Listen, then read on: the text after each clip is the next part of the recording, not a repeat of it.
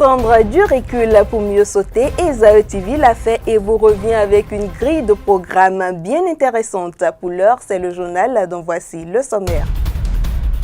Présidentielle 2016 au Bénin, la distribution des cartes d'électeurs a commencé depuis vendredi dans le département du littoral. Constat de cette activité dans ce journal. Nous ferons aussi le tour des journaux parus ce jour et recevrons pour vous M. Daniel Kwegon, journaliste, directeur des programmes à African Diaspora Radio and TV basé à Chicago. Avec lui, nous parlerons du rôle de la diaspora dans la présidentielle en cours au Bénin. Et puis une note sur les activités économiques liées à la fête de la Saint-Valentin viendra refermer ce journal. À nouveau, bonsoir. La distribution des nouvelles cartes LEPI a démarré dans la ville de Cotonou depuis le vendredi 12 février. Les cartes sont disponibles dans certains centres de vote et quelques citoyens sont déjà en possession de leurs cartes, même si ce n'est pas le cas dans tous les centres de distribution. Suivez le constat fait dans le 4e et 8e arrondissement de Cotonou avec Leandro Kodo. Peu de monde ici au quartier Saint-Rita dans le 8e arrondissement autour des agents LEPI installés au complexe scolaire de Bédagba. Malgré le retard, les cartes d'électeurs ont été mises à disposition de la population qui sera à compte-gouttes pour le retrait de leurs cartes d'électeurs. Je dirais que l'organisation est plus ou moins bonne. On a constaté que dès le premier jour, il y avait beaucoup d'affluence. Ils viennent à pas de torture, mais quand même ça évolue. Nous avons atteint un nombre considérable. La population n'est pas beaucoup sensibilisée pour venir prendre les cartes. Beaucoup se découragent lorsqu'ils sont dans le rang et ils voient que les cartes n'est pas vite retrouvées. Soit un constat amer parce que après ce premier jour-là, les autres jours qui ont suivi, il y a eu un silence total. La population de Bédagba est massivement sortie dans l'espoir de retirer ces cartes d'électeurs, mais malheureusement, ceux-là qui sont chargés de distribuer ces cartes ne viennent pas sur le terrain et ne jouent pas leur rôle. Du 8e, passons dans le 4e arrondissement de la ville de Cotonou au quartier Mississin. Pas grand monde observé sur ce centre de distribution. Le dispositif est pourtant en place pour le retrait des cartes. Bon, chez nous ici, apparemment tout va bien. On a seulement constaté que dans le week-end, il y a plus d'affluence que hier, lundi et aujourd'hui, mardi. À l'instar de ce centre de distribution du complexe scolaire protestant Béthanie, situé à Boukikodi, toujours dans le 4e arrondissement, pas de carte ni d'agent LEPI. Le retrait n'a toujours pas démarré pour les habitants de cette localité. La phase de distribution des cartes d'électeurs est bien amorcée. Cette adhésion dépend en partie des outils mis à leur disposition par la Commission nationale de transition CNT qui gère dorénavant les questions électorales en République du Bénin en cette année 2016. Marquons la petite pause dans les kiosques de journaux, c'est la revue de presse signée Kader Achirou. La présidentielle de 2016 inspire toujours les confrères de la presse écrite. Et ce jour, Patrice Talon et Lionel Zinsou occupent la une des journaux.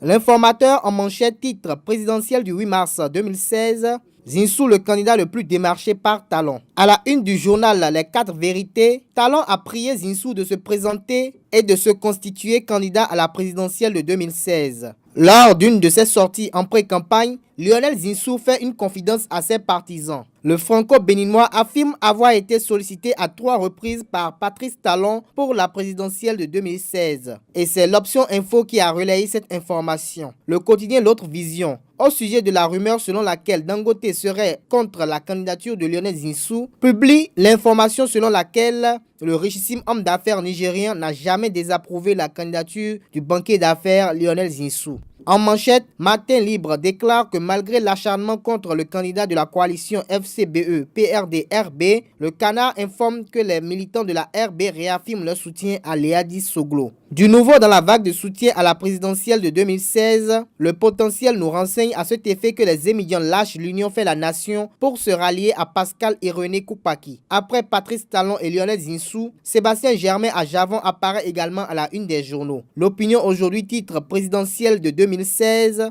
à Javon reçu en liesse dans l'Atakora Donga. L'actualité renchérit en publiant en tournée dans le Septentrion, Sébastien à Javon partage son projet de société. Achevons cette revue avec le quotidien d'analyse Les Pharaons qui titre « Crispation de l'ambiance préélectorale vers une campagne déséquilibrée et des élections contestées ». Présidentielle 2016, à moins de 3 semaines et les Béninois seront aux urnes pour élire leur prochain président.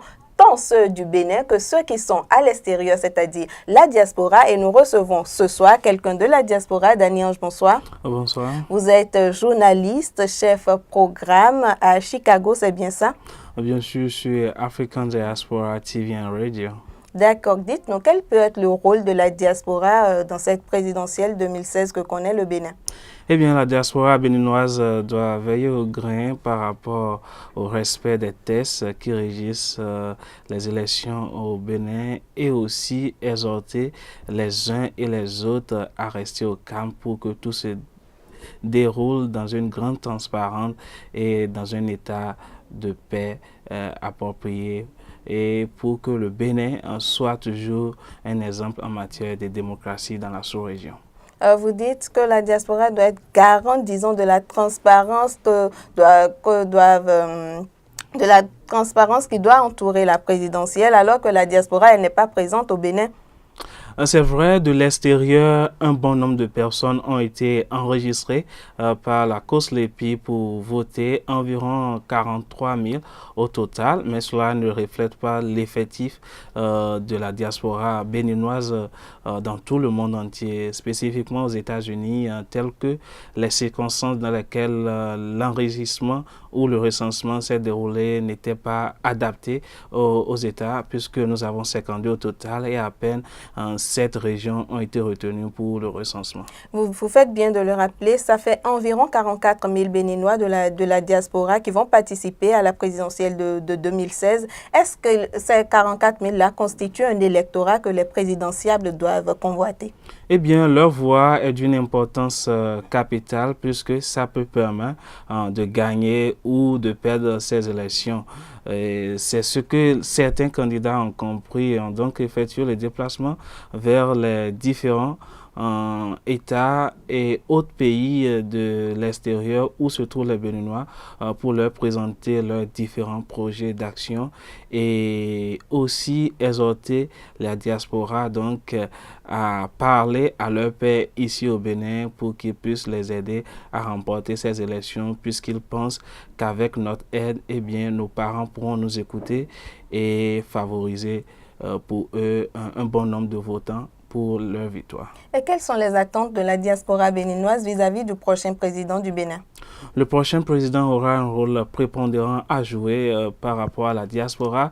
La diaspora compte une compétence importante, une compétence qu'on peut exploiter, une compétence qui peut participer au développement du pays. Et ces hommes-là et femmes sont vraiment disponibles si le prochain président leur accorde un poste par rapport aux différents nominations, aux différentes directions.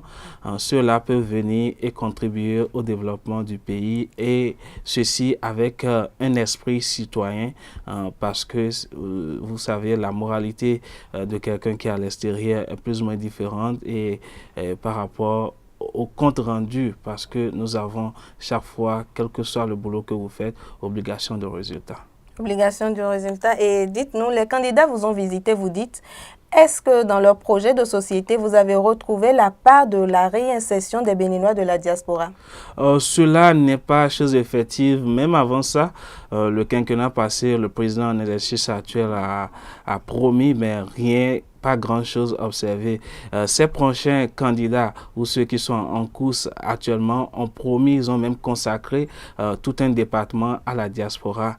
Mais reste à concrétiser cela puisqu'il le faut pour que ceux-là qui désirent entrer, la stratégie de réintégration n'est pas encore effective. Il y a certains qui ont fini, par exemple, ceux qui ont étudié, qui ont fini, qui veulent retourner pour mettre leurs compétences au service du développement de leur pays, mais à cause de la stratégie de réintégration, eh bien, le problème se pose encore que les prochains candidats qui auront la chance de suivre cet élément sachent que bel et bien, nous voulons revenir au pays pour faire un travail approprié pour contribuer à son développement, puisque nous sommes béninois, même si nous sommes des binationaux pour certains, eh bien, le développement est une chose, ce n'est qu'ensemble, parce que l'union a toujours fait la force, ce n'est qu'ensemble qu'on peut bâtir le Bénin, et Bénin à l'image des pays développés, parce que, écoutez, parfois quand on revient, on constate qu'il n'y a pas beaucoup de changements, mais qu'est-ce qu'on peut, une seule hirondelle ne fait pas le printemps, donc une seule personne ne peut rien, mais ensemble on peut contribuer au développement. Donc que les prochains présidents ou celui qui sera le prochain président puisse associer la diaspora pour que ensemble nous puissions travailler pour le développement du pays. On a aussi constaté que, je n'ai pas de statistiques, mais beaucoup de nos frères sont en train de rentrer par cette période électorale-là. C'est à croire que hors du Bénin, vous ne travaillez pas ou que vous n'êtes pas trop occupés, parce que s'ils étaient occupés, ils ne seraient pas en congé ou en vacances parce qu'il y a élection dans le pays. Nous sommes dans un système différent, puisqu'il y a ceux qui vont prendre des congés dus à des problèmes de famille. Il y a d'autres qui vont carrément prendre leurs congés. Les élections sont d'une importance capitale. Les élections, c'est quelque chose de spécifique pour le pays, et beaucoup s'y attachent, beaucoup y accordent d'intérêt.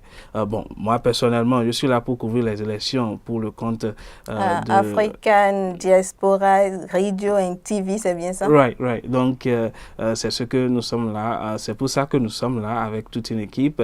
Et aussi, d'autres qui ont choisi d'être là, peut-être leur compétence est sollicitée par certains candidats ou les équipes qui les accompagnent, et c'est cela qui justifie la présence ou carrément les vacances pour certaines personnes. Est-ce que la diaspora béninoise a un candidat? Officiellement non, parce que vous savez, la diaspora, elle est vaste, il y a diverses associations et c'est libre, hein, chacun est libre de son choix. Mais nous avons reçu divers candidats qui sont venus vers nous pour causer avec nous, mais convaincre tout un chacun, c'est pas chose facile pour que d'une seule voix, nous puissions soutenir un seul candidat. Mais chacun est libre de son choix, puisque nous sommes en démocratie, et c'est ainsi. C'est surtout le projet d'action qui compte, leur projet de société. C'est très important. Le tout ne suffit pas de prendre et de jeter un coup d'œil, mais lire profondément et savoir. Je prends l'exemple des États-Unis, où c'est à travers des débats que les candidats sont donc choisis depuis les primaires jusqu'à l'élection finale. Donc, le projet de société doit jouer un rôle dans le choix. Et c'est ce que peut-être au sein de la diaspora, nous n'avons pas pu faire. Mais ce que nous voulons dire à tous les candidats, quel que soit le gagnant, eh bien, tous ces candidats ont des points stratégiques, des points très importants dans leur projet de société. Le tout après les élections, c'est de les rassembler pour qu'ensemble, on puisse voir tel aspect que tel candidat n'a pas pris en compte, mais que l'autre a tenu compte de ça. Et ensemble, on va bâtir le Bénin, parce que c'est ce qui fait notre différence avec les autres pays de la sous-région ou les pays développés. Après les élections, on veut toujours rester plus ou moins ennemis, alors que ce n'est pas le cas. C'est le moment de se rassembler ensemble pour contribuer au développement du pays. Ceci à travers, bien sûr, la mise en œuvre des différents aspects des projets de société.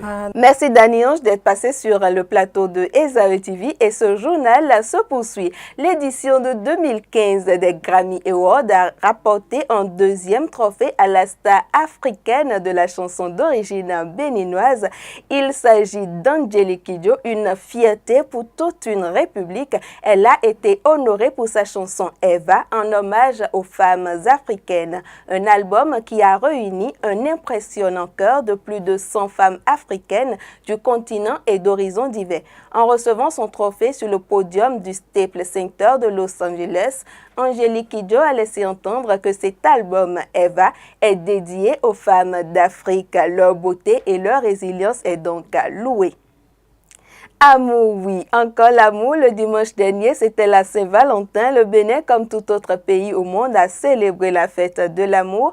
Mais cette célébration n'a pas été rentable pour les vendeurs d'articles et plusieurs autres produits. C'est à croire que les Valentins et Valentines ne se sont pas donné beaucoup de cadeaux cette année. Suivez plutôt le reportage de Enoch Laradé.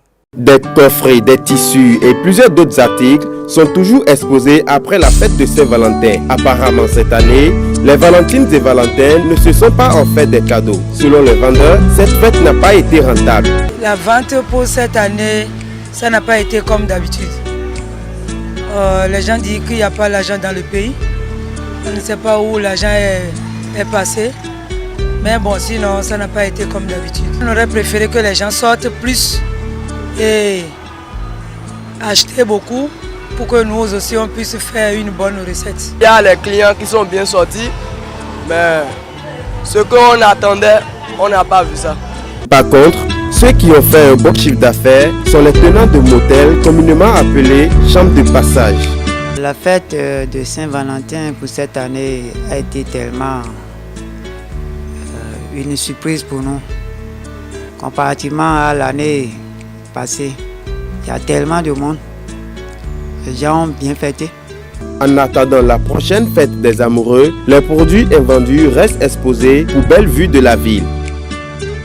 C'est toujours un plaisir, ces instants d'information passés en votre compagnie. Prenez désormais le rendez-vous www.ezaetv.com pour être informé. Ne ratez plus aucune de nos éditions. Bonsoir chez vous.